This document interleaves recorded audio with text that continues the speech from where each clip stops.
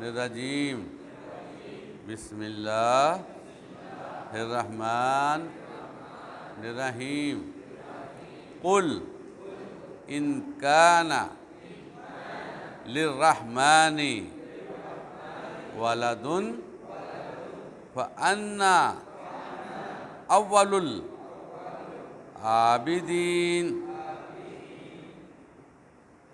سبحان رب السماوات والارض رب العرش عما یصفون۔ کہہ دیجئے کہ اگر رحمان کے اولاد ہو تو میں سب سے پہلے اس کی عبادت کرنے والا ہوں، اور یہ جو کچھ بیان کرتے ہیں آسمانوں اور زمین کا مالک اور عرش کا مالک اس سے پاک ہے۔ عزیز طلبہ، قرآن مجید میں بہت سے موضوعات پر گفتگو ہوئی ہے۔ اس میں سب سے کلیدی موضوع جو ہے وہ شرک کے حوالے سے ہے، اور حضرت انسان اس کا سارا معاملہ جو ہے نا شرک پر جا کر رکتا ہے، اور اللہ تعالیٰ نے بھی 1,24,000 کم و بیش جو پیغمبر بھیجے ہیں، ان کو بھی جو ایجنڈا دیا گیا تھا اس میں پہلے نمبر پہ جو آئٹم تھی اس میں بھی شرک کے بارے میں بات ہوئی تھی، اور اتنا اللہ تعالیٰ نے اس پہ سٹریس کیا ہے کہ یہ نجس ہے، گند ہے، اور میں اس کو معاف نہیں کروں گا، لیکن پھر بھی لوگ ہیلے بہانے سے کسی نہ کسی طرح شرک کا ارتکاب کرتے ہیں۔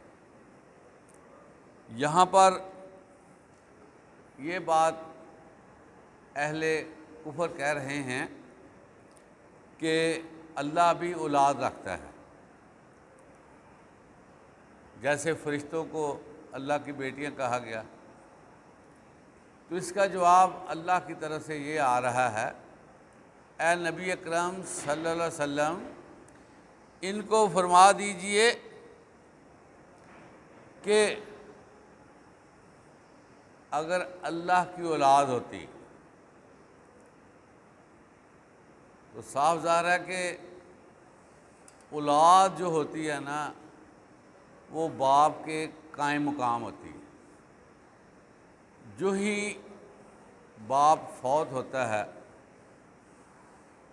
تو اولاد میں سے جو بڑا بھائی ہوتا ہے وہ خاندان کا سربراہ بن جاتا ہے، اور لوگ اگر ان سے متاثر ہیں تو بڑے بھائی کو فالو کرنا شروع کر دیتے ہیں، اور بعض جگہوں پہ تو دستار بندی بھی کی جاتی ہے اور ان کو اپنا رہبر بھی تسلیم کیا جاتا ہے۔ تو یہاں پر کہا جا رہا ہے کہ اگر اللہ کا کوئی بیٹا ہوتا تو سب سے پہلے میں محمد صلی اللہ علیہ وسلم اس بیٹے کو فالو کرتے، اس کو اپنا رب تسلیم کر لیتے، چونکہ یہ معاملہ ہے ہی کوئی نہیں ہے اور نہ اس طرح کا ہے، تو اس لیے یہ جو اولاد کی بات کی جاتی ہے یہ خام خیالی ہے، یہ اللہ پر الزام ہے، اور اللہ کو بھی عام مخلوق ظاہر کرنے کی کوشش ہے۔ اسی لیے اللہ تبارک و تعالیٰ نے سورہ اخلاص جو نازل کی اس کا بنیادی موضوع یہی ہے، اور یہ جو سورہ اخلاص ہے یہ اللہ کا ذاتی تعارف ہے۔ اور سورہ اخلاص کا ثواب آپ کو پہلے سے علم ہے، 3 دفعہ پڑھیں تو قرآن مجید کا ثواب ملتا ہے، 10 دفعہ پڑھیں تو اللہ تعالیٰ جنت میں محل بنا دیتے ہیں۔ چھوٹی سی سورہ ہے لیکن اس کا بنیادی موضوع یہ ہے کہ اللہ کا تعارف، لم یلد ولم یولد، نہ وہ کسی کا باپ ہے اور نہ کسی کا بیٹا، اس کے سسٹم میں یہ اولاد وغیرہ کا تصور ہی نہیں ہے، وہ ماورا ہے ان چیزوں سے۔ اللہ تعالیٰ کو نہ اونگ آتی ہے، نہ نیند آتی ہے، نہ یہ جو جنسی خواہشات ہوتی ہیں جس سے نسل کی بڑھوتری ہوتی ہے، یہ بھی اللہ کے پاس نہیں۔ تو جو انسانوں کے معاملات ہیں اللہ ان سے یکسر مختلف ہے، اور یا حیو یا قیوم، اس کا مطلب یہی بنتا ہے کہ اللہ تعالیٰ ہمیشہ سے زندہ ہے، اس پر ہمیشگی ہے، اور ہمیشگی کیسی ہے، اس کی حد ہی کوئی نہیں ہے، نہ پیچھے سے حد ہے کوئی اور نہ ہی آئندہ سے حد ہے، اور وہ ہمیشگی سے قائم دائم ہے۔ اس کا قائم دائم رہنا پیچھے سے لازوال ہے اور آگے سے لازوال ہے۔ اس لیے یہ جو باتیں کی جاتی ہیں نا بیٹے بیٹی والی، تو یہ اللہ پر بہت بڑا بہتان ہے، اور یہ بہت ہی زیادہ گناہ کی بات ہے۔ اس کے بعد اللہ تعالیٰ یہ فرما رہے ہیں کہ اے نبی تیرا رب پاک ہے۔ کس چیز سے پاک ہے؟ کہ یہ جو لوگ باتیں کرتے ہیں، اس کے ساتھ ساتھ 3 بڑی بڑی جو اللہ کی تعریفیں ہیں وہ بھی بتائی گئی ہیں۔ ایک ہے وہ رب السماوات، 7 آسمان اس کا رب ہے۔ اب اللہ تعالیٰ نے ہمیں یہاں پیدا فرمایا ہے زمین پہ، لیکن اللہ کی بہت ساری مخلوقات ہیں اور ان گنت مخلوقات ہیں۔ جہاں زمین میں آپ دیکھیں کتنی زیادہ مخلوقات ہیں، اور اسی طرح 7 آسمان، وہاں پر بھی اللہ کی مخلوقات بسی ہوئی ہیں۔